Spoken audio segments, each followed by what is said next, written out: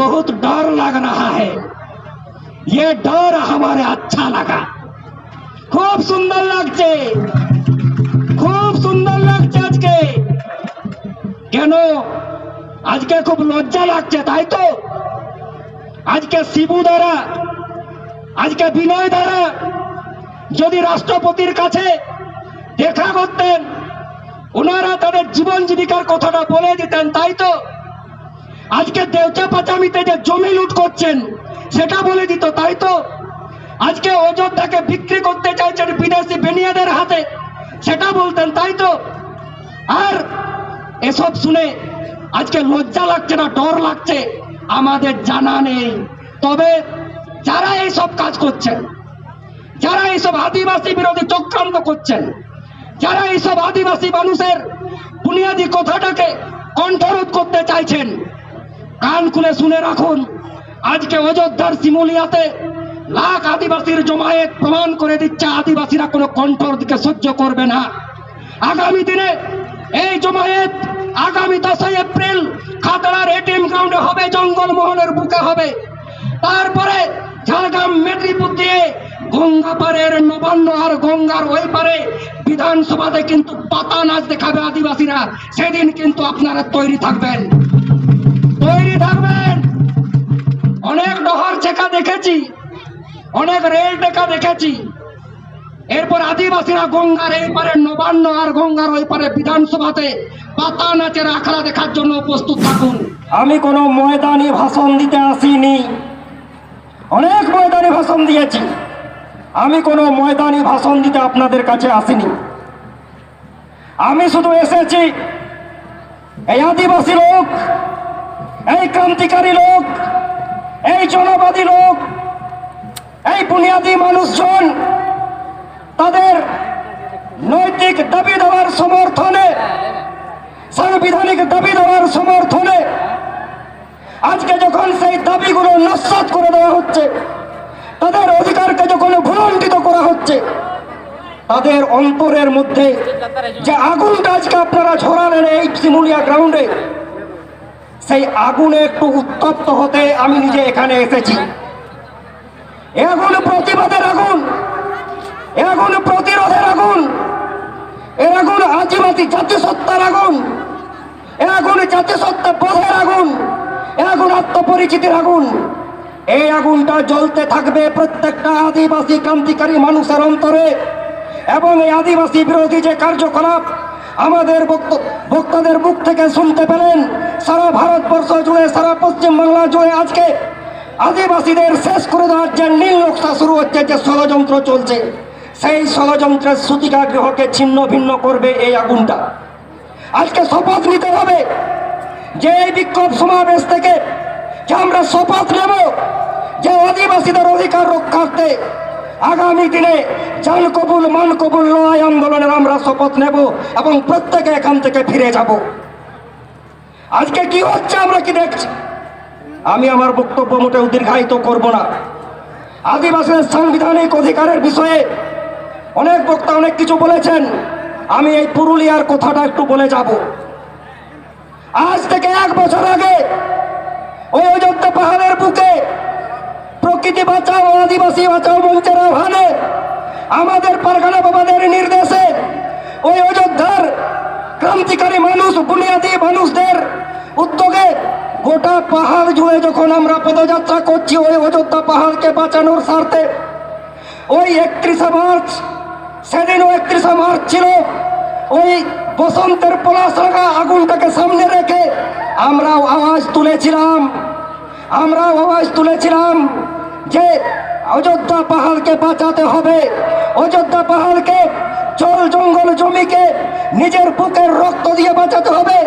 আজকে আরেকবার স্মরণ করিয়ে দিচ্ছে সবাইকে, আজকে যখন আদানি আম্বানিরা, জিন্দালরা, বিদেশি বহুজাতিক কোম্পানিরা, কেন্দ্র সরকার, রাজ্য সরকার নিজের মধু চক্রিমায় ওই অযোধ্যা পাহাড়টাকে বিক্রি করে দিতে চায়, আমরা আদিবাসী মানুষ, আমরা বুনিয়াদি মানুষ, আমরা জানান দিতে চাইছি অযোধ্যা পাহাড়ে বান্দুনালা প্রজেক্ট হলে, অযোধ্যা পাহাড়ে ঠুরগা প্রজেক্ট হলে, অযোধ্যা পাহাড়ে কাঁঠালজল প্রজেক্ট হলে আপনাকে ওই ছাত্র যুবদের, ওখানকার ক্রান্তিকারী মানুষদের রক্তের সাঁতার কেটে আপনাকে প্রজেক্ট করতে হবে, তার আগে নয়। তার আগে কোনো প্রজেক্ট করতে পারবেন না। আদিবাসী মানুষের রক্তের স্রোতে আপনি সাঁতার কেটে প্রজেক্ট করতে যাবেন, হিম্মত থাকে তো ওই অযোধ্যা পাহাড়ের বুকে যাবেন।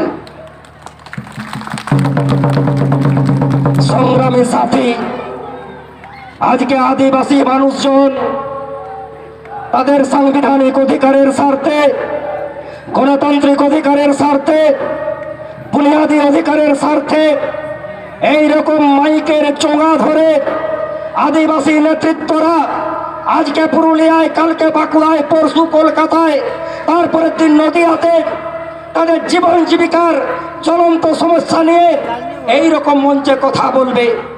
আর এই সমস্যাগুলো নিরসনের জন্য যাদেরকে আমরা পাঠিয়েছিলাম, এই সমস্যা সমাধানের জন্য যাদেরকে গণতান্ত্রিক পদ্ধতিতে দায়িত্ব দিয়েছিলাম, এই সমস্যাগুলোকে সঠিক জায়গায় সাংবিধানিকভাবে যাদের বলার প্রয়োজন ছিল, সেই আমার আপনার অত্যন্ত সম্মানীয় আদিবাসী এমএলএ গণের ভূমিকাটাও আজকে দেখে নেওয়ার দরকার আছে। আজকে দেখে নেওয়ার দরকার আছে যে আমাদের আদিবাসী এমএলএরা আজকে যে কথাগুলো, যে বার্তাগুলো আজকে জনজীবন থেকে উঠে আসছে, এই কথাগুলোর ব্যাপারে এনাদের কোনো আওয়াজ পাবেন না। তাই এই আদিবাসী এমএলএদের উদ্দেশ্যে একটা স্লোগান হয়ে যাক, এই বিধানসভায় চুপচাপ আদিবাসী এলাকায় লুটপাট, এই লুটপাটের মদতদাতা আদিবাসী এমএলএ হায় হায়। এই বিধানসভায় চুপচাপ আদিবাসী এলাকায় লুটপাট, এই লুটপাটের মদতদাতা আদিবাসী এমএলএ হায় হায়। আদিবাসী এমএলএ দেখ দেখ দেখ দেখ দেখ দেখ, আদিবাসী এমএলএ হায় হায় হায় হায় হায় হায় হায় হায়। সংগ্রামী সাথী, এই আদিবাসী এমএলএরা আমাদের এই পুরুলিয়ার মাটিতেও আমাদের একজন আদিবাসী মন্ত্রী আছে, ওই বাঁকুড়ার বুকেও আমাদের একজন আদিবাসী মন্ত্রী আছেন, ওই ঝাড়গ্রামের বুকেও আদিবাসী মন্ত্রী আছেন। তাই জনজীবনের আদিবাসীদের কথা শোনার ওনাদের সময় নেই। সময় থাকবে কি করে? বাস্তবের কোষ্টি পাথরে যাচাই করে একটু খবরাখবর নেবেন। একজন মন্ত্রী ম্যাডাম, উনার সময় নেই, উনার পরিবারের প্রত্যেককে চাকরি দিতে দিতে ওনার সময় চলে গেছে। খবর নেন, এক মন্ত্রী ম্যাডামের পুরো পরিবারকে চাকরি দিতে দিতে সময় চলে গেল।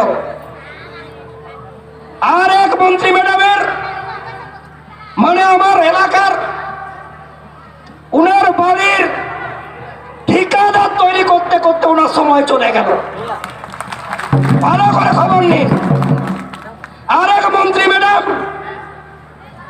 জানি না উনি কতটা রাজনীতি বোঝেন, ওনার সময় চলে যাচ্ছে উন্নয়নের জোয়ার দেখে, অনুপ্রেরণা দেখে, আর উন্নয়নের এই যে চোরাবালি, সেই চোরাবালিতে ফেসে উনি আবল তাবল বকছে। এই হচ্ছে আমাদের সম্মানীয় মন্ত্রী ম্যাডামদের কাজ কারবার। আর আমরা যারা এই আদিবাসীদের কথাবার্তা বলছি, যারা বুনিয়াদী হকের কথা বলছি, এইরকম কথাবার্তা বললে আমরা নাকি উনাদেরকে হ্যারাসমেন্ট করছি, আমরা নাকি সরকার বিরোধী কথাবার্তা বলছি। আমার এলাকার মন্ত্রী ম্যাডাম তো আমাকে বিরোধী রাজনৈতিক দলের দালাল বলেন। সে বলতেই পারেন, বলার অনেক এখতিয়ার আছে। কিন্তু উনাদিকে আমি একটা কথা আজকে মঞ্চ থেকে পুনর্বার স্মরণ করিয়ে দিতে চাই। উনাদিকে এইসব দাবি দেওয়া বললে উনারা বলেন যে আপনারা কেন্দ্রের বিরুদ্ধে কেন আন্দোলন করছেন না। শুনুন মন্ত্রী ম্যাডাম, আদিবাসী সমাজ, আদিবাসী মানুষজন কার বিরুদ্ধে কথা বলবে, কার বিরুদ্ধে আন্দোলন করবে,